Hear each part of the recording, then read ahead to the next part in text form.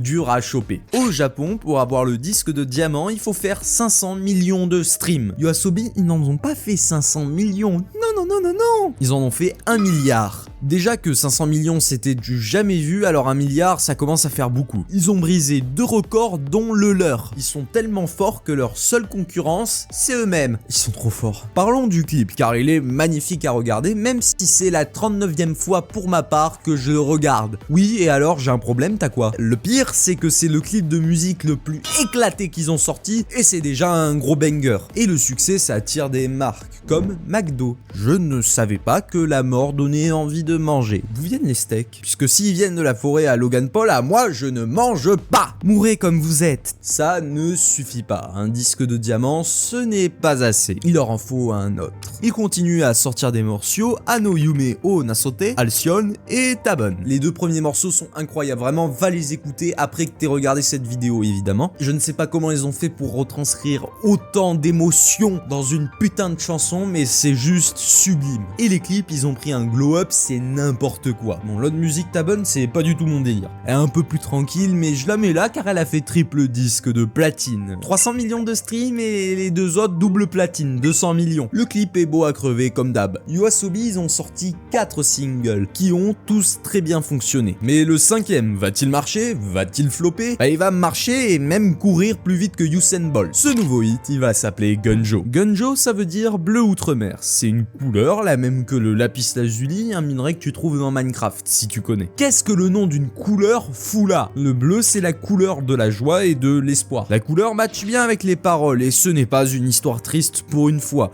puisqu'après, ça devient sombre. En gros, ce morceau, c'est un encouragement pour le mec qui l'écoute et pour qu'il se plonge dans ce qu'il aime et pour qu'il exprime ce qu'il voit. L'histoire derrière les paroles est basée sur un manga, Blue Period. Blue Period, c'est un lycéen populaire qui est un génie mais qui s'ennuie. Un jour, il visite une école d'art et il décide de continuer dans cette direction et de persévérer. Je parle de l'art, mais toutefois parlons des artistes derrière ce chef-d'œuvre que nos 2 héros ont pondu. Une vingtaine de personnes ont travaillé sur ce morceau, dont 5 uniquement sur la vidéo. Les nuits blanches doivent se compter sur les mains de tous les habitants de Tchernobyl. Parmi eux, il y a Plusonika. Plusonika, c'est un autre groupe de J-pop dont Ikura faisait partie. C'est barré en 2021. Ce groupe a fait le refrain pour Gunjo, et le refrain il est puissant. Quand j'écoute ce morceau, ça me fait ressentir quelque chose. Des frissonnements, de l'émotion, et de l'émotion tu vas en avoir. Je pense que ce que tu ressens c'est l'opposé de Into the Night. T'as l'impression que le son est triste, tu vois les paroles et tu deviens heureux. Niveau vidéo complète sur ma chaîne. Abonne-toi.